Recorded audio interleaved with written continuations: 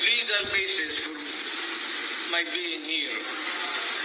As apparently I was brought here not of my own volition. If somebody else says, kung hindi ibang tao, ikaw siguro, because this is your structure.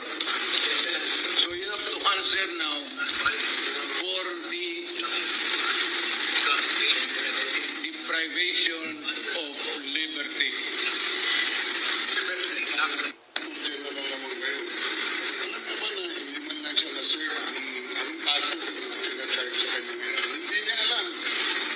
Kahit na PI man, nasa dyaryo lang. Hindi pa kailangan na ganito ginagawa natin. Sumusunod tayo sa isang entity na hindi na tayo member. Nag-withdraw na tayo. And then, sir, you are the prosecutor. Yes, you know how to exercise due process. Before you can even file charges, you have to file a complaint. You have to file a counter affidavit. Without doing those procedural process, here we are, being issued a warrant of arrest, questionable warrant of arrest.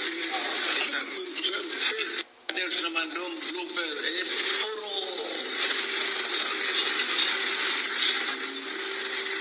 pagdating sa trial yan, tatawagin kita sa witness stand. Sabihin ko, you are the person who arrested me. May I know the reason why? Have you read the documents? Or at least have you read the case at that time when you made the arrest? So that you would be guided to what you should know.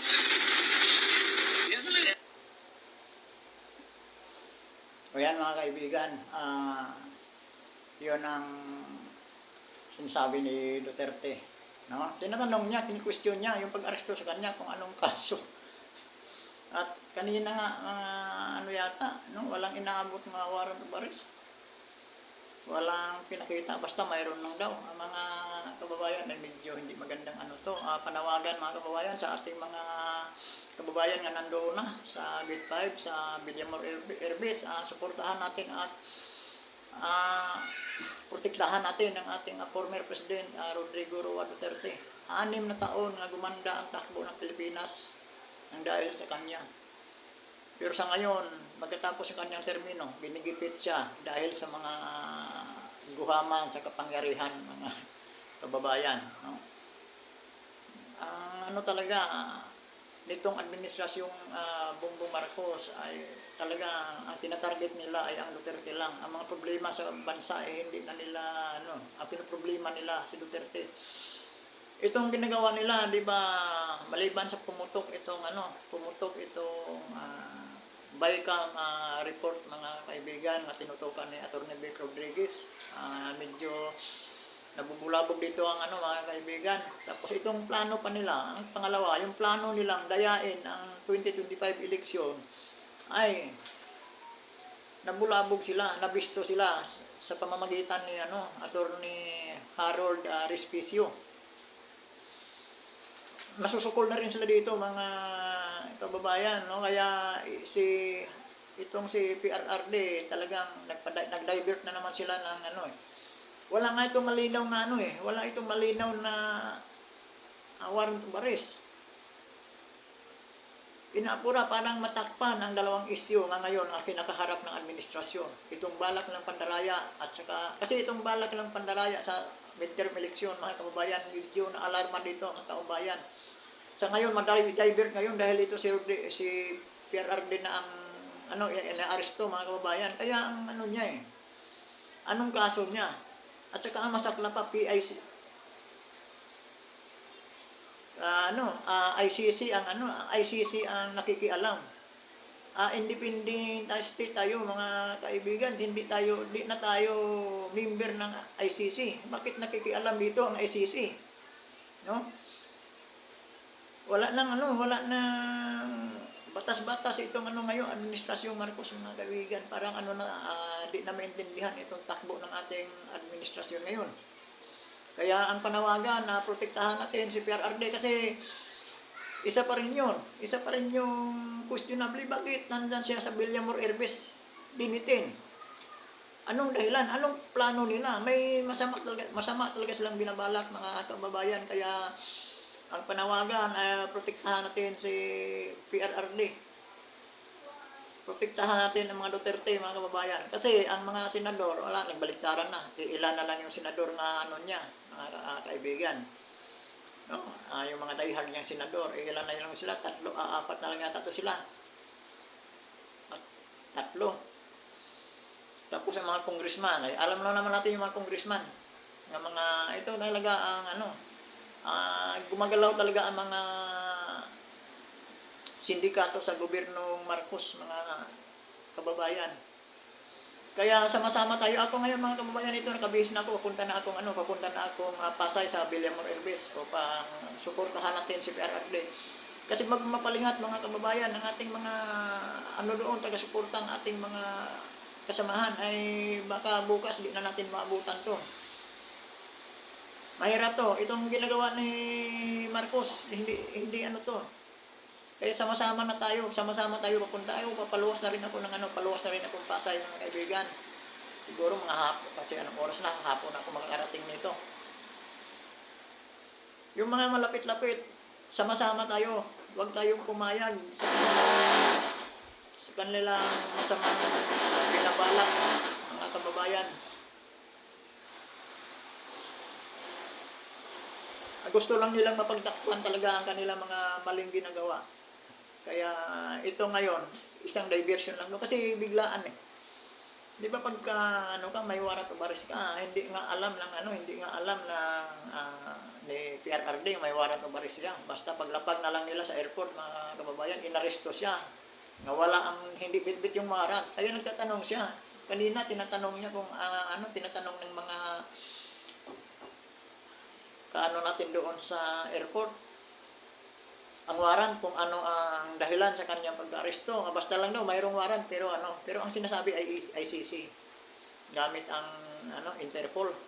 Pero ang mga pulis natin mga kababayan, itong warrant of arrest na to, malamang to, gawa lang nila ito eh. Upang talagang huli kasi yung rally natin ni PRRD doon sa Hong Kong mga kababayan, napakadaming tao. Dinumog ng mga tao, ganoon kamahal si PRRD ng mga tao. Kaya hindi to ng administrasyon. No? Kaya upang manahimik at magawa talaga ng gusto nila, patahimikin talaga nila itong dalawang si Vice President Sara Duterte at saka itong si former President Rodrigo Roa Duterte. Natatakot sila dahil ninenervyos sila dahil sa sinasabi ni Attorney Panilo, Salvador Panilo, na sa 2028 daw, Duterte ang tandem. Sara Duterte sa President, PRRD sa Vice President, walang katalo-talo yan mga kababayan, walang katalo-talo yung tandem na kung mangyayari nga yan. Kaya nininervyos ngayon ang mga ang sindikato. Kaya itong si Marcos hindi na alam ang gagawin. Kaya ginamit nila ang PICC, ngalan ng PICC upang ipaaresto si PRRD. Labag sa saligang batas natin mga kababayan. Napaka-active ng ating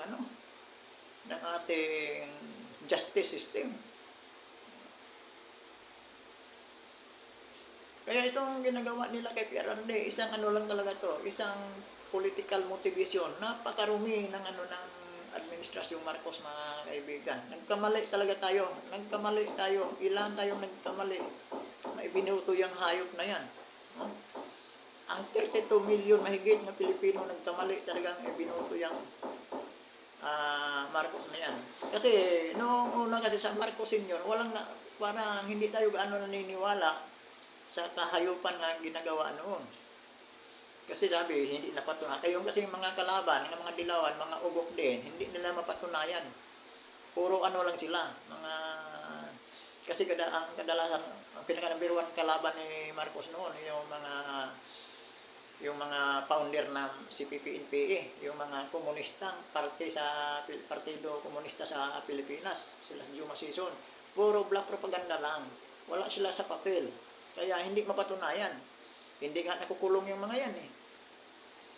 Ito ngayong pagdating ni Marcos Jr., ito na talaga ang kulay ng Marcos. Lumabas talaga ang totoo, katotohanan. Kaya lang, andyan nakaupo mga kababayan, mahihirapan. Pag hindi tayo kikilos, hindi natin mabubuwal yan. Kasi nag-organize na ng isang napaka-notorious na sindikato. Mga congressman, mga yun ang mga mga corrupt na mga politician, mga congressman na yan at mga senador. Tapos yung mga oligarko, mga kababayan. Kasi ang oligarko sa panahon ni Duterte, sinagasaan talaga niya yung mga oligarko na yan, nagpahirap sa sambayan ng Pilipino. Tapos yung mga komunistang CPP, NPA, NDF, naghihingalo yan sa panahon ni PRRD. Kaya ngayon, napagkaisahan talaga nila. Ang masaklap lang, ang ating mga PNP, no? Ang kapulisan, sila talaga ang nakinabang sa panahon ni PRRD dahil hindi sila pinabayaan, dinuble kanilang sahod, mga benepisyo nila. Tapos, pagdating ni Marcos Junior, binawasan pa ang mga benepisyo ng PNP at saka military nga binigyan ni PRRD, lalong-lalo na yung mga retirement benefits nila. Kalahati yata ang binawas. Pero nagpaalipin pa rin. Ang tungkulin ng mga PNP at sundalo natin, mga kababayan, ay protektahan ng konstitusyon. Itong sa ngayon, nangyayari ngayon, may konstitusyon pa bang pinoprotektahan sila? Itong ginagawa ng administrasyong Marcos sa mga sindikato, andyan sa Congress. May konstitusyon pa ba silang pinoprotektahan? Kaya mga kaibigan, sama-sama tayo. Di na ako magtatagal kasi papaalis na rin ako mga kababayan. Papunta na ako doon sa Gate 5 daw sa Villamor Herbes. Kaya bilis-bilisan natin at baka hindi na natin makikita si PRRD. Kailangan lahat tayo sama-sama kasi wala ng mga lahat ng mga government mga kababayan ay mukhang nalamo na sa galamay ng sindikato. Maging itong huling nabisto nga kaanib na sa sindikato sa gobyerno ay itong si George Garcia sa Kumilik. Kaya may balak na sila kasi hindi talaga sila mananalo kung fair nga eleksyon. Hindi talaga sila mananalo, wala silang manalo. Kaya ang pag-asa nila upang manalo ay itong adayaan. Dadayain nila ang resulta ng eleksyon. Naisiwalat ni Attorney Harold Respicio. Kinakasuhan nga rin nila si Harold Respicio. Pag hindi uubra yan, kaya ngayon talaga pinipirsa na nila si PRRD nga makuha nila mga kaibigan dahil yan pumutok na yan. At saka ito, diversion tactic pa rin nila ito upang ilihis ang atensyon ng taong bayan. Dito sa pagka-aresto ni PRRD, medyo nabulabog ang sambayanan. Kaya pagsamantalang nakalimutan ang patungkol sa dayaan sa 2025 midterm election, ang plano nila sa Comelec, no? Medyo nakalimutan kasi biglang pumutok itong araw na to, pumutok itong issue na to kay PRRD. Pati na ang Baycam scam mga kababayan, mukhang to, no?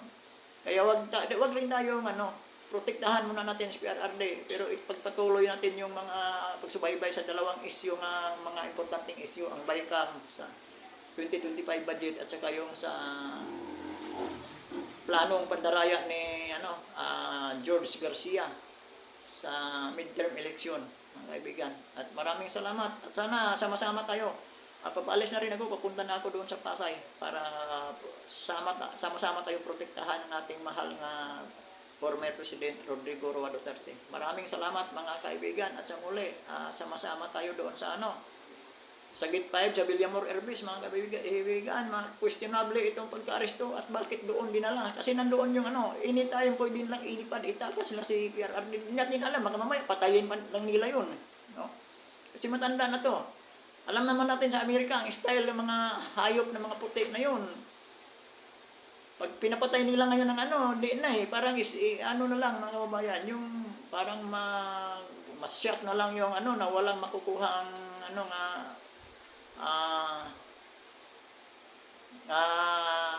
walang makukuha na foul play. Hindi madidetect kasi parang parang Parang ano lang yung puso, mga kaibigan. Mayroon silang ginagawa na ano, para manghihina lang yung tao hanggang sa mamatay. Delikado ito.